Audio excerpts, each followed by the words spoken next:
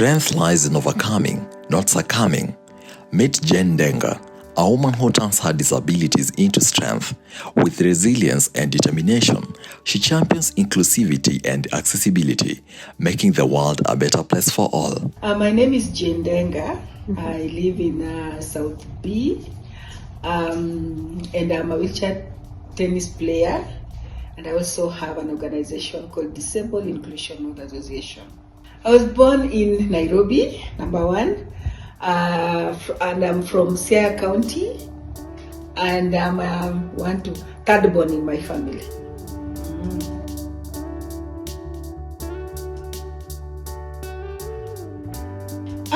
So far it has been so good. I can't say it has been so good, but it comes with a lot of challenges because you have to sacrifice a lot to be a sportswoman, especially a woman with disability. And I can't just say a woman with disability, but the entire person's ability joining sport is not easy because you have to sacrifice a lot. Number one, you don't have a job. The moment you are in sports, you have also to know that your trainings has to continue. You don't have to stop.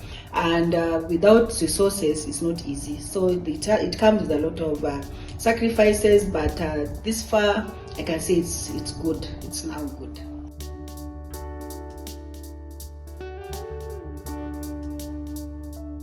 Hey, I started with many sports. I started in wheelchair basketball. I started, and then I joined with paravolley, which is now paravolley. We used to call it sitting volleyball.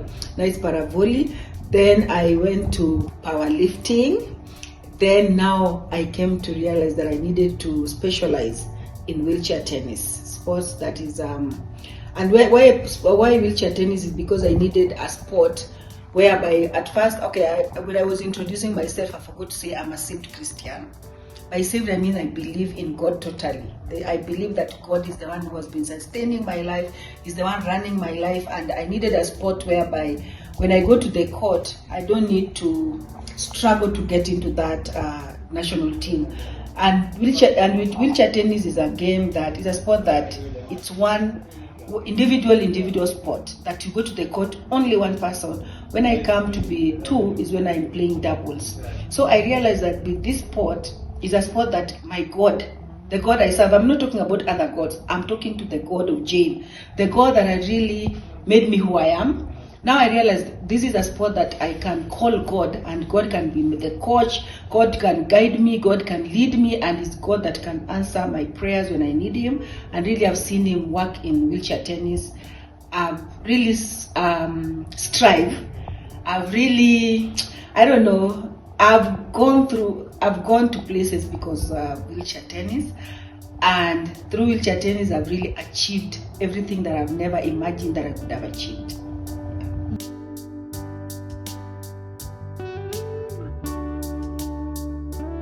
The lowest moment as a player is when, as a player, there are times you have, we call it Sports Personality of the Years. That I started featuring on gazettes like every year, 2015, 2016, 2017. My names are always all over there on the newspaper. Like I'm being nominated on this for Sawyer, but it never comes to pass. Like you are too close but too far every year. So it has been but I just surrendered it to God. I said, God, one day I'll feature and I will win that award. And in 2018 I won it, and I can say that was my highest year, like the year that made me so happy.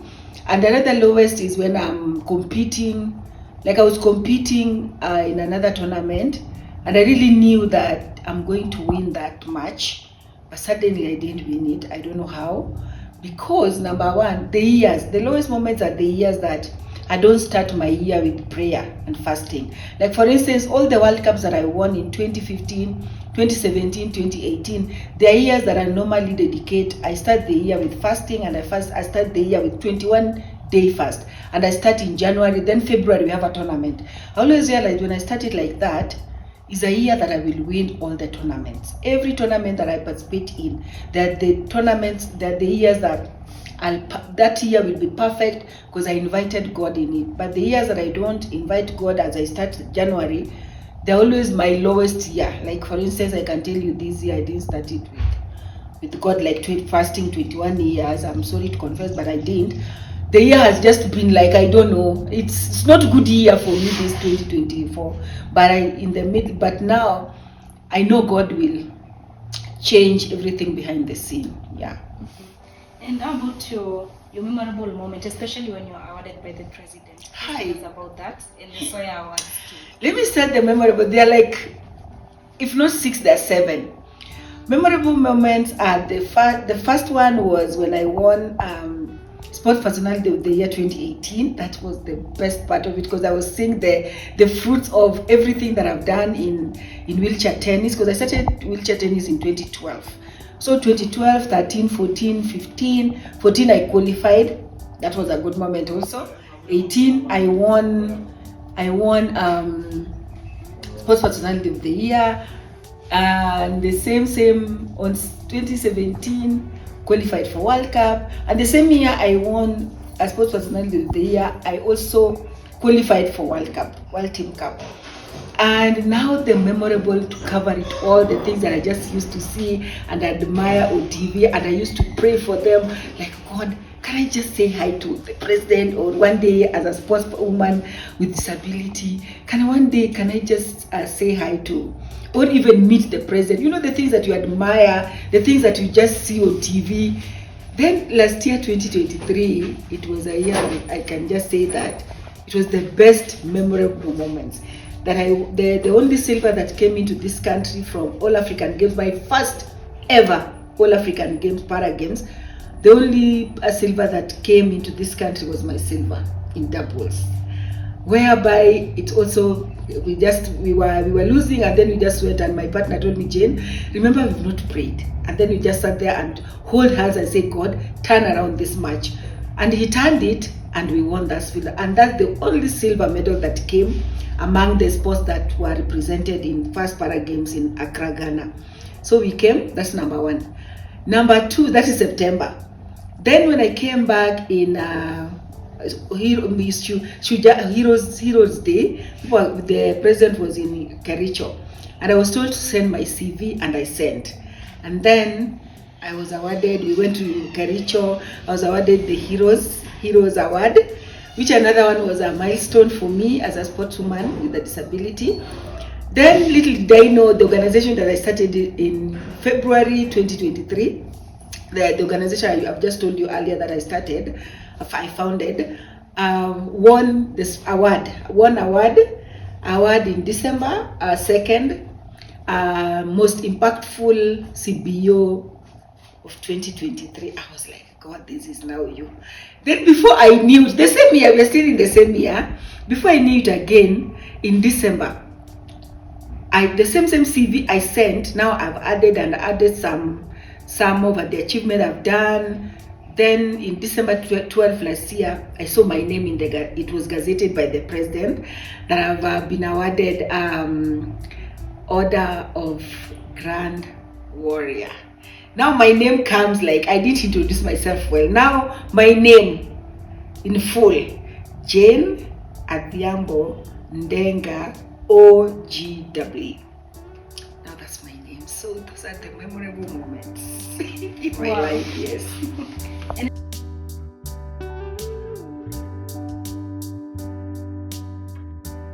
Organization. Then I started it.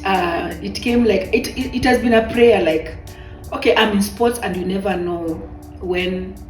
Okay, sports is seasonal. Like, you can be in sports, and then you feel like, now my energy is now becoming low. I will not be active there I used to be, and I've started feeling that way. But I started dreaming this dream and having this goal. I've worked for NGO. So I told you before, when I finished college, I was in the house like for 10 years without job, just trying to get jobs, but I couldn't get jobs. So I said, within these 10 years, let me try to just dig deep in the Bible and know God more and understand what God was all about. And within those 10 years is where I learned how to fast, to pray, and put my trust in the Lord. And through all, the dream of having my own organization, like it started, but I didn't start it.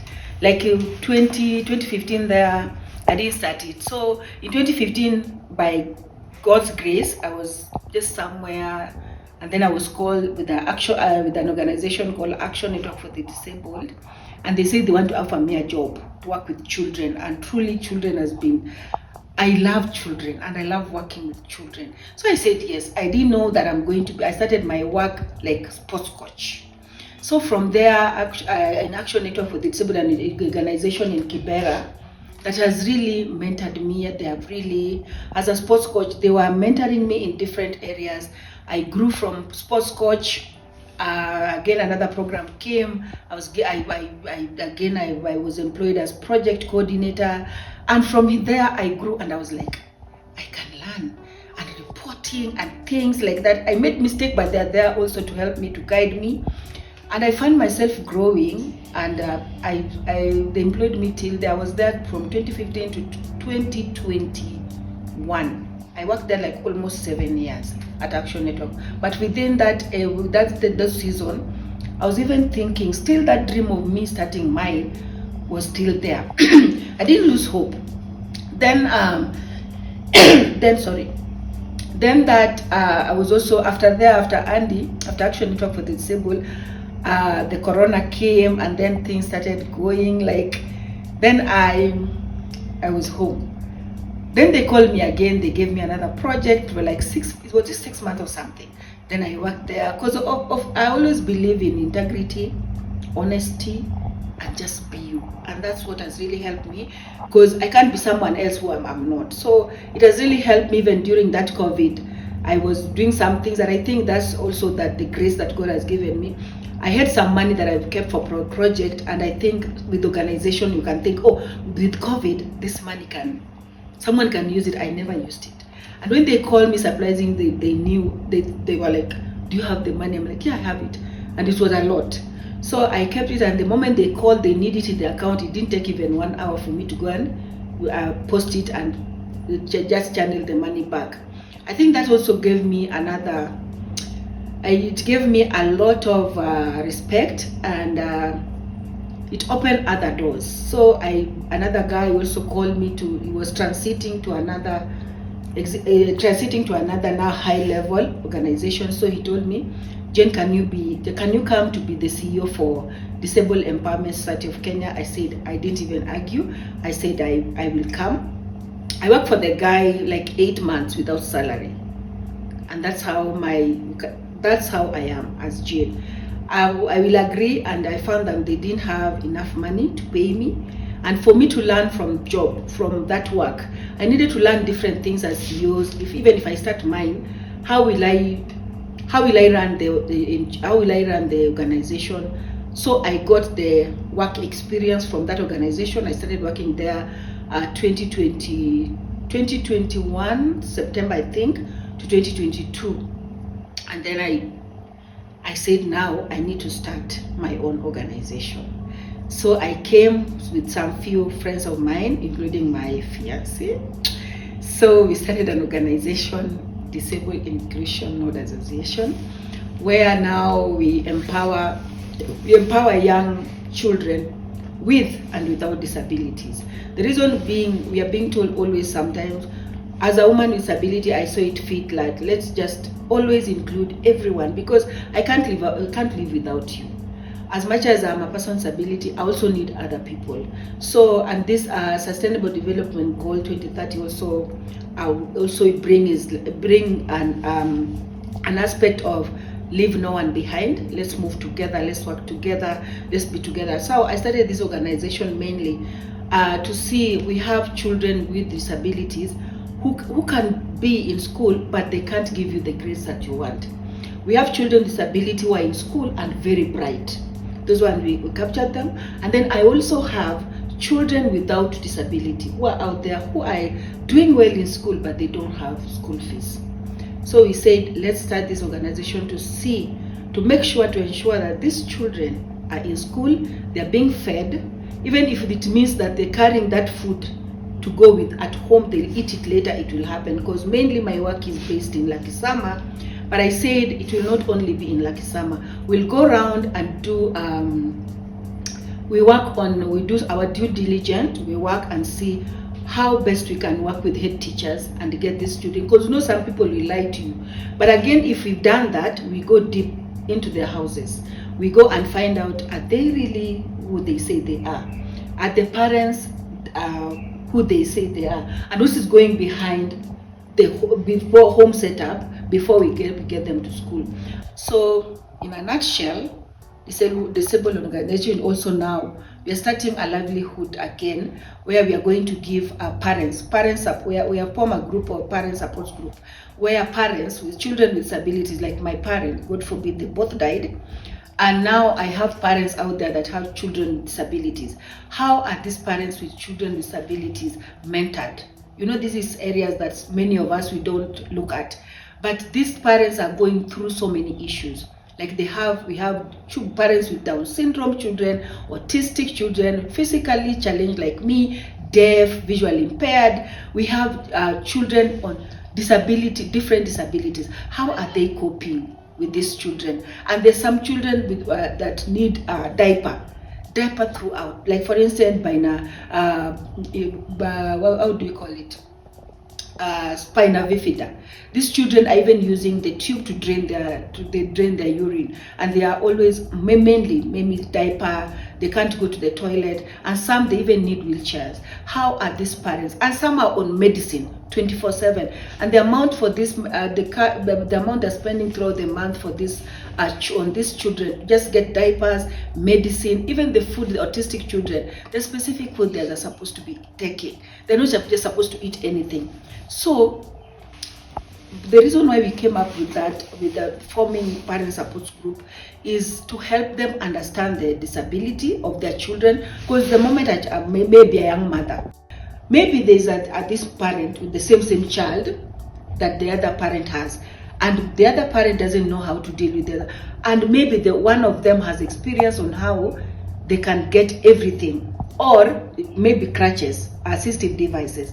Maybe a child has a child that needs the assistive devices. Where do they get? It is easier for them to get information on their children or the need of their children. They have information on how even me, the parents that has a child like me or a child with disability or other, how, and they are of age and they are working, how they get tax exemption. And then others is how do we get even assessment for our disability. You know, the way I will get assessment on my physical disability is not the same as a child who is deaf or visually impaired or deaf blind. It's so different. So when we bring them together, it's so easy for them to get this information. Or we invite people from KRA, we invite experts from KRA, we invite experts on who are working at National Council to give advice. And when they're together, it's very easy. And again, the most important one is when they, in counseling sessions, we even get counselors for them, experts that can sit with them. A parent can come and share the deepest issues that they've never shared with that counselor. And then they cry out, they after that meeting, you see them, they go out there differently, and then the parents are happy, laughing, and that brings joy in my heart. Yeah.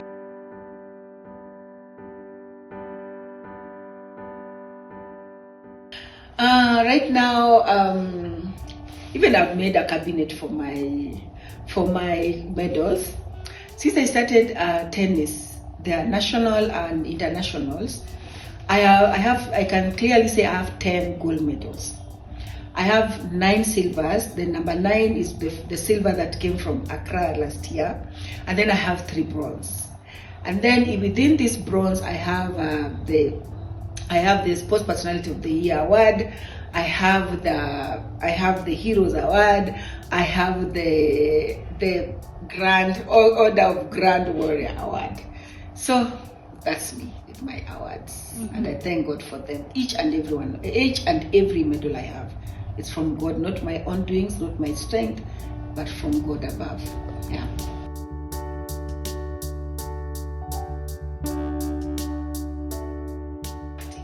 First, I start with the person with disability. Just love yourself. Me as Jane, the motto I have, the love I received from home. There are many persons with disability that didn't receive love as such the same way I received. Maybe your parents gave birth to you and they were not there to give you that love, or maybe you are one of the parents left. I thank God all my parents were there. They raised me with love, and that love is the only thing that has really carried me, and that love has really made me to see people differently. Like we as persons with abilities, always be you number one, love you and love other people, because the same measure you give out there, they'll use it on you. Like for instance, if you plant love on other people, like for me, it's so easy for me because the love I receive from home has really made it easy for me to even interact with people, even to know how to even speak about disability to other people. So number one, as a person with disability, love you like other crazy, because the moment you love you, the way people view you out there will not be a concern. It will not even be something that you need to worry about.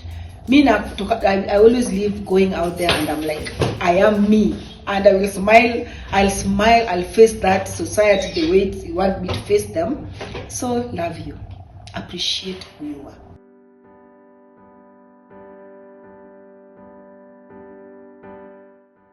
For the government, me, I'm always grateful, because if the government was not there to support us in sports, like for instance, you see, I always say the government is not discriminative. Like for instance, you can see now it's every year, like for instance, you're going for Olympic, Paralympics, you're going for your games, the same amount the government is giving someone like Omanyala. You travel with Omanyala in the same place, the same plane. I'm telling you, the same allowance of Malaya will get is the same amount you'll get. They give us the best hotels, they give us the best of kits that we are having. They give us the good allowance. For instance, right now, CS has increased the allowances. It's not the way it used to be, but now he has increased it. But he has not said, I'm increasing for other sports category. He has increased it for all sports, every sports woman and men and women. The allowances are going to be the same, and we've received it. That one, I thank them. Another thing I'm thanking thanking government for is the way nowadays sports is valued, and persons' abilities included, and everything that is being given is going across the federation, even the federation for persons with disabilities, which Kenya National Paralympic. And one thing I can tell the government in terms of sports, the challenges that women in sports normally get. And number one is resources. Training, we need to train all through the year. Like wheelchair tennis, the calendar is from January to December. We need to be on tours. We need to be on tours all throughout the year. Now we'll request that if the fundings, I know they fund us in the major tournaments, but for us to get points even to qualify for the Paralympics games, we need to be having like many tournaments, not 2 tournaments or 3 tournaments. So that one I will request the government to at least do some improvement for other sports also, like and equipment. They need to have the high advanced equipment. Like for instance, we've been using motivation all through. We've been using when we go for competitions, there are wheelchairs that are even in form of Mercedes-Benz, Prados, Porsche Cayennes, and this is true. Even if you Google, if you just check the players that are from European, the wheelchair are made according to their disabilities and the make they want. The wheels, you can get wheels that have Mercedes-Benz, they have those posh cars. So we need high advanced equipment. And again, another thing for government is keep doing what you're doing. In sports, we are doing so well, and we need more funding to make sure that our athletes train from January to December, no break. And the camp, if we have tournaments, let's be in camp like 2 months or 3 months prior to the tournament. Yeah. Thank you so much, Jen. Thank you for inspiring us. Thank you so much.